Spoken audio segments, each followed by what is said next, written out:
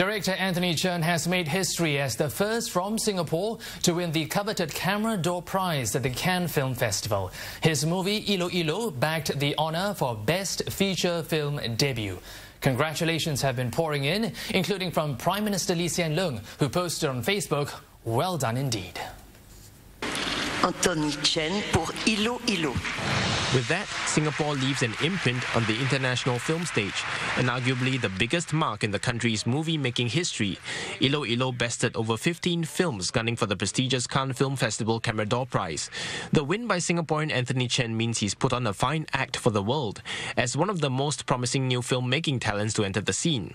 It's a massive honor for me, and definitely it's a huge recognition for my work. And I don't think it's just about me, because this is the first time a feature film from Singapore has ever won an award in Cannes.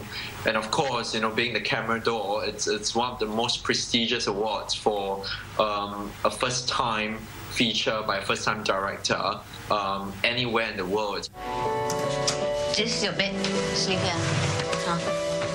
Ilo Ilo explores the relationship between a young boy and his family's new Filipino maid during the 1997 Asian financial crisis.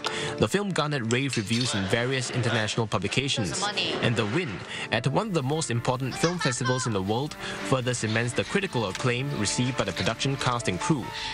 收到这个消息就很兴奋，大家都互相的祝贺。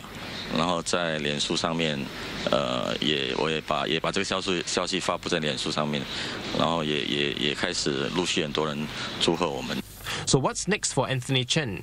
Well, he remains tight-lipped, but expect more feature films to come from the now award-winning director.